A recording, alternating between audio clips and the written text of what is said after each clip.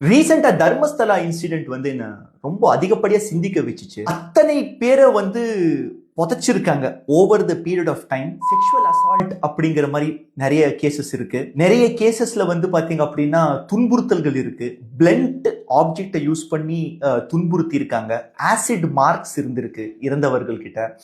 பாரபட்சம், அதாவது வயது பாரபட்சம் பார்க்காம, பாலினம் பாரபட்சம் பார்க்காம அங்க வந்து புதைக்கப்பட்டிருக்காங்க. பிச்சைக்காரர்கள், இந்த மாதிரி ஒரு கொடூரமான ஒரு சம்பவத்தை நம்ம எங்கேயும் கேள்விப்பட்டிருக்க மாட்டோம். இதுல எனக்கு என்ன ஒரு கோபம் வருது அப்படின்னா, ஒருவேளை ஏன் அப்படிங்கறது நான் சொல்லிடுறேன். ஒருவேளை இப்போ இந்த தர்மஸ்தலத்துக்கு பதிலாக இது வந்து ஒரு தர்கால நடந்திருக்குன்னு வச்சுக்கோ, இதே இன்சிடென்ட் ஆர் இதே வந்து ஒரு சர்ச்ல நடந்திருக்கு அப்படின்னா இதுக்கு எந்த அளவுக்கு ஒரு கவரேஜ் கிடைச்சிருக்கு. நம்ம ஹானரபிள் பிரைம் மினிஸ்டர் இதை பத்தி பேசியிருப்பாரு, அமித்ஷா அவர்கள் பேசியிருப்பாரு, பவன் கல்யாண் பேசியிருப்பாரு, அது போக நம்ம ஊர்ல ஹெச் ராஜா, அண்ணாமலை இவங்க எல்லாருமே பேசியிருப்பாங்க. இதுல என்ன எனக்கு அதிகப்படியான கோபம் வருதுன்னா, இப்போ இதுக்கு முன்னாடி நான் சொன்ன இந்த குரூப்புக்கு ஆப்போசிட் குரூப் காங்கிரஸ், அவங்க தான் அங்க ஆட்சியில இருக்காங்க.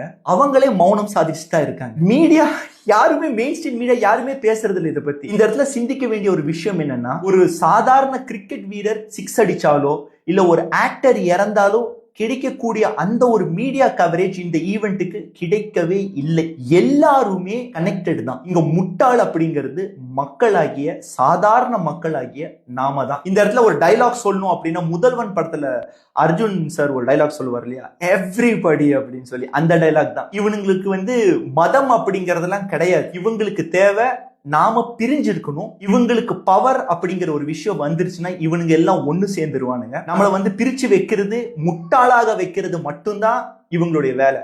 நாம என்னைக்கு அரசியல் கட்சி தலைவர்களுக்கு கொடி பிடிச்சிட்டு இவன் தான் சிறந்த தலைவன், இவன் தான் வந்து மாத்துறதுக்காக வந்திருக்கான், இவன் தான், இந்த கூட்டம் தான், இந்த கட்சி தான் அப்படிங்கறத நம்ம பேசிட்டு இருக்கோமோ அது வரைக்கும் நாம முட்டாள்களா மட்டும்தான் இருப்போம்.